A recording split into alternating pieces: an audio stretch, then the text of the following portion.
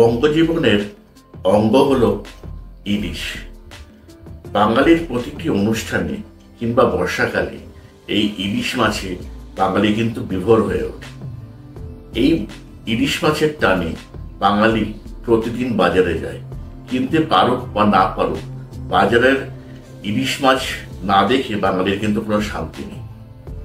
আর এই ইলিশ মাছ জুড়েই গড়ে উঠেছে দুই বাংলা অর্থাৎ দুই দেশের মধ্যে রাজনৈতিক অনেক সমীকরণ। এই নিয়ে চলছে প্রচুর রাজনীতি। এইসব শুরু করার আগে, এই বিষয়ে কথা বলার আগে চলুন দেখা যাক যে কিরকম ধরনের এই 2025-এ জুন মাসে ইলিশ মাছ কেমন উঠেছে, কোন দেশে কত রেটটা এবার একটু দেখে নেওয়া যাক। প্রথমেই চলুন দেখে নিই বাংলাদেশে কত রেট চলছে। মোবাইল নাম্বার লয়ে যান, যদি খাইতে খারাপ লাগে আমারে বলেন। একটা দুইটা মাছ একদম নিতে পারবেন 2350 একদম। এটি মাছ ধরে দেখবেন, এটি মাছ হাত লাগায় দেখবেন। ভাই এই দামে কিনতেও পারি না, এই দামে ধরেন হাত লাগান না ভাই, এই সমস্ত দামে কিনতে পারিনি। একদম নিতে পারবেন 2300 টাকা। যদি ভাল লাগে একটা মাছ বেচতে পারবেন। কিনা বেশি ভাই, নদীতে মাছ কম এলে দাম বেশি। আর যদি মাছ আবার বাইরে যাইতো তো এই মাছটা বেচতে হতাম 1800-1900 টাকা কেজি বেচতে পারতাম। ডিম হবে না, এই যে এটাও ডিম হবে না, এই যে এটাও ডিম হবে না, এটা একটু ডিম আছে। এই তিনটার যে কোনো একটা লড়ে না, হবে না, না হবে না। এই যে নাভি ফোড়েনি, নাভি অন্তরে ফোড়ে না। এই যে এটা ফোড়ছে, এই যে এটা ফোড়ছে, এটা ডিম হবে। এটাও হবে না ডিম। এটা নেন, এটা একেবারে না হওয়ার সম্ভাবনাই বেশি, একেবারে হইবই না। আপনি নেন, আপনার যেটা খুশি নেন ভাই। আমি কিনতেও পারি না এটা। একদম 2300। যদি ভাল লাগে তো আমার তো নিবেন। মাছ গ্যারান্টি দিয়ে দিব। 1 কেজি ওজনের মাছ 250-2900 টাকা কেজি। মাছই কম, দাম বেশি। আবার যখন মাছ বাইরে যাবো তখন অটোমেটিক দাম কমে যাবো ভাই। আমি তো আর একলা বেশি বেচতে পারবো না ভাই, আমি বেচতে পারবো না। আপনি একটা নিলেও যেই দাম, দুইটা নিলেও এই দাম, চারটা নিলেও এই দাম। একদম 2300। আপনি বিকাশে দেন, নাহলে একজন লয়ে যান, সমস্যা কি। এবার চলুন দেখা যাক যে এই মাসে অর্থাৎ জুন মাসে 2025 সালে ভারতীয় বাজারে কিরকম ধরনের ইলিশ মাছ পাওয়া যাচ্ছে এবং তার দামই বা কত পাওয়া যাচ্ছে। বন্ধুরা এই ইলিশগুলো এটা কি একটু 700-800 ওজন। এগুলোর এখন আবহাওয়াটা এইরকম আর এইরকম পরিমাণে হিউজ। এখানে কিন্তু এখন যেহেতু সিজন শুরু হয়ে গেছে, এই দেখছেন ভালোভাবে কিন্তু এখানে আসলেই টাটকা বা এখন সারাবার রানিং মোটামুটি ইলিশ পাওয়া যাবে। অন্য দেখছেন এইরকম দাম কম বেশি ইলিশের। ফ্রেশ ইলিশ, বর্ষাও সেইভাবে শুরু হয়ে গেছে। এই দেখছেন ভালো কোয়ালিটির, ভালো বিভিন্ন ধরনের প্রচুর হিউজ অ্যামাউন্টে কিন্তু ইলিশ এইভাবে মার্কেটে চলে। দু একটা দাম কিরকম, দু একটা কিরকম চলছে? এইটা কিরকম? এইটা 550, এটা আছে 650, 550, 650। আর এইগুলো এইটা আছে আপনার 1050 1 কিলো। এটা হচ্ছে 1050 1 কিলো। আর বন্ধুরা কোয়ালিটি দেখুন ইলিশের একেবারে ফ্রেশ। আর এটা কিরকম রেট আছে? এটা আছে 950, 800-900 এরকম। কাঁচা ইলিশ প্রচুর পরিমাণে এসছে। আমরা দোকানদারি শুরু করেছি।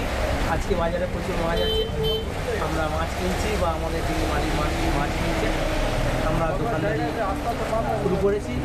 আর এই যে এখন যে এই যে আবহাওয়া ভয়ঙ্কর বৃষ্টি হওয়া, এর জন্য কি যারা মাছ আরও ভালো আসতে পারে? মাছ ভালো আসতে পারে যদি ট্রলার মাছ ধরতে দেয় সরকার থেকে। আবার আবহাওয়া খুব খারাপ হয়ে গেলে মাছ ধরতে দেয় না। আর এখন দু একটা তবু একটু দাম একটু বলুন। এখন স্টার্টিং মানে শুরুতে আমার কাছে যা মাছ আছে 450 থেকে 500 গ্রাম ওজন। হ্যাঁ, 600 টাকা একটু একটা দুটো এইরকম 500 গ্রাম 1 কিলো সাইজ মাছ আছে। একটু মাছটা ধরুন না।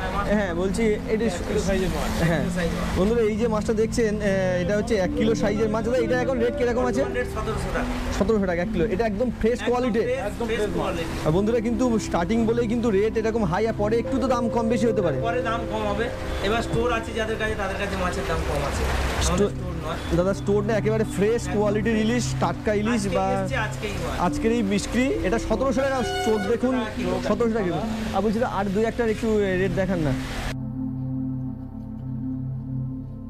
মোটামুটি আপনারা দেখতে পেলেন যে দুই দেশে এই জুন মাসে একই দিনে ইলিশ মাছ কেমন উঠেছে এবং তার রেট বা তার দাম কেমন, এই সম্বন্ধে আপনাদের একটা আইডিয়া হলো। এবার আসি আসল আসল প্রসঙ্গে। নমস্কার, আজকের খবরের দুনিয়ায় আপনাদের স্বাগত। আজকের আলোচ্য বিষয় হচ্ছে ইলিশ মাছ। ইলিশ মাছ নিয়ে এই গত বছর এবং তার আগের বছরগুলিতে এমন একটি হাওয়া তোলা হয়েছিল বাংলাদেশের বুকে। বাংলাদেশের সমস্ত ইলিশ নাকি কলকাতায় চলে আসে, শেখ হাসিনার মাধ্যমে বাংলাদেশ নাকি, ভারত নাকি সমস্ত ইলিশ কেড়ে নেয় বাংলাদেশের কাছ থেকে। আর শেখ হাসিনা হচ্ছে সেবাদাসী ভারতের, তিনি ভারতের হুকুম মতো সমস্ত ইলিশ এখানে পাঠিয়ে দেন অত্যন্ত কম মূল্যে, এবং তার ফলে কি হয়, বাংলাদেশের চাহিদার সৃষ্টি হয়। বাংলাদেশের মানুষ, দেশের মানুষ, যে দেশের মানুষ মানে সেই ইলিশ মাছ খাওয়ার যোগ্য, অর্থাৎ সেই ইলিশ মাছ ধরে নিয়ে এসে বিক্রি করছে, সেই দেশের বাজারে ইলিশ মাছ যদি বা খুব কম থাকে, তার দাম প্রচুর প্রচুর হারে বেড়ে যায়। এবছর তো হাসিনা গভর্নমেন্ট নেই, গত বছরও যখন এই বর্ষাকাল হয়েছিল, এই জুলাই মাসের পরে তো বিপ্লব হয়ে গেছিল, তারপর থেকে ইউনিস গভর্নমেন্ট চালু হয়েছে। গত বছর থেকে ইলিশ পাঠানো নিয়ে অনেক টালবাহানা করেছে। শেষ পর্যন্ত সরকার কিছু ইলিশ মাছ পাঠিয়েছিল পুজোর আগে। গত বছরও ভারতীয় বিক্রেতারা যে বাংলাদেশে ইলিশ পেয়েছিল সেগুলো কিন্তু বিক্রি করতে পারেনি, ভারতের বাজারে সেই ইলিশ চলেনি। তার কারণটা কি ছিল? তার কিছু অংশ ছিল হচ্ছে এই ভারত বিদ্বেষ দেখে দেখে ভারতীয়রাও এখন বাংলাদেশকে বিদ্বেষের চোখে দেখতে শুরু করেছে।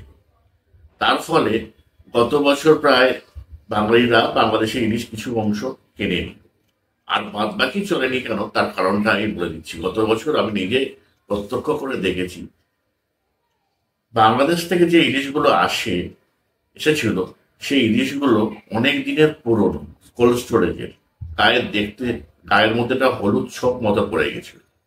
সেই ইলিশ মাছ অনেক দাম দিয়ে কেনার ফলেও রান্না করার পর দেখা যাচ্ছে সেই স্বাদ আর পাওয়া যাচ্ছে না। যেটা অনেক ছোট ভারতীয় ইলিশ অনেক কম পয়সা কেনার পরেও তার থেকে অনেক অনেক বেশি সুস্বাদু, অনেক বেশি সুন্দর সেটা খেতে। এই কারণে গত বছর তো চলেনি। এই বছর কি হয়েছে, শেখ হাসিনার গভর্নমেন্ট নেই, সেই ইউনিস গভর্নমেন্টই রয়েছে। ভারতবর্ষ না চাইতেই তারাই কিছু হয়তো ডলার আমদানি করার উদ্দেশ্যে বেশ কিছু ইলিশ বাংলাদেশ থেকে পাঠিয়ে দিয়েছে। কিন্তু ভারতীয় খুচরো বিক্রেতারা এই ইলিশ কিন্তু কিনছে না, তাই কোনো বাজারে দেখা যাচ্ছে না। তার কারণ হচ্ছে এই ইলিশ মাছের কোনো চাহিদা নেই। এই ইলিশ মাছগুলো চাহিদা নেই এবছর, আর এই বাংলাদেশের প্রতি বিদ্বেষের কারণে যত না, আসলে এই ইলিশ মাছগুলোর দামেও বেশি এবং টেস্টেও মানে স্বাদের দিক থেকেও ততটা ভালো না। তা কেন কিনবে মানুষ বেশি দাম দিয়ে, মানে কম সুস্বাদু জিনিস কেন কিনতে যাবে?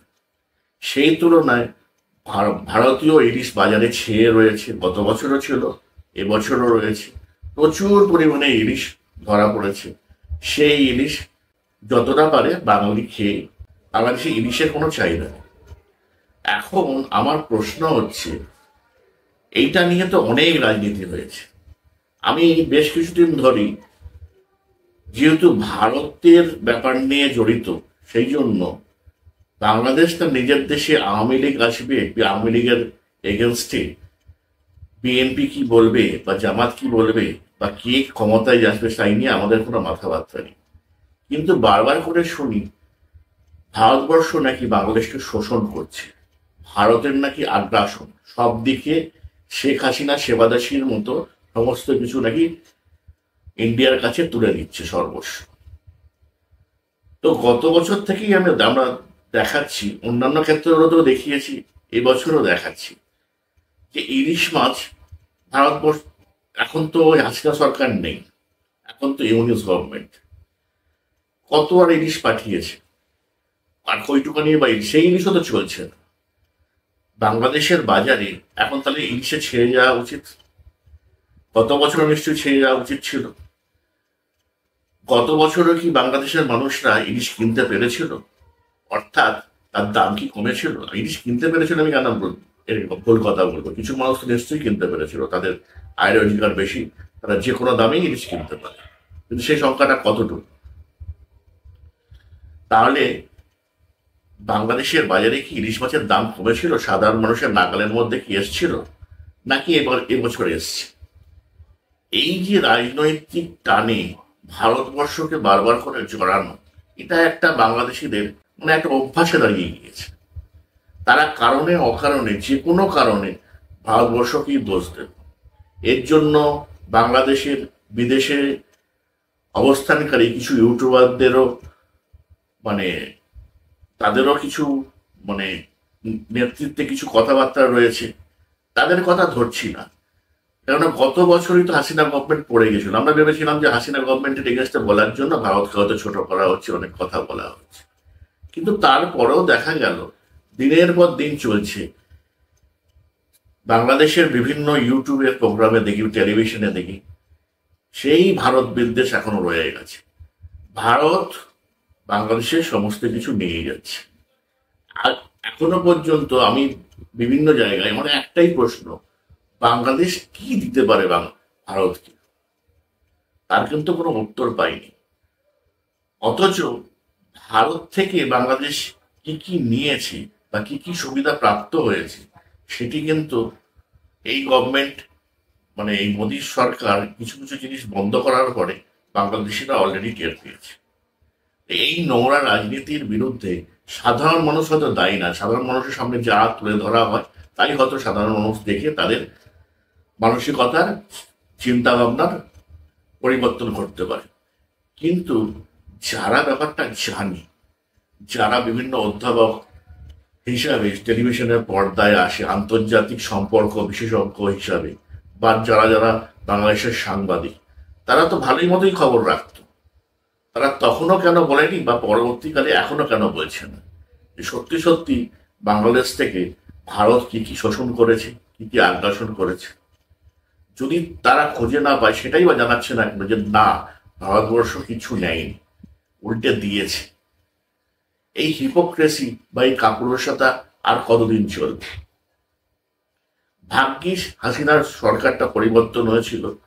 এই একটা ভারত বিরোধী একটা সরকার, এই সরকার কিন্তু কেউ বলতে পারবে না যে ভারতের কথায় উঠে বসে বা ভারত রয়ের দ্বারা চালিত করে এই সরকারকে। এই প্রভাব তো এখনো পর্যন্ত কেউ দিতে পারেনি আর দিতে পারবেও না।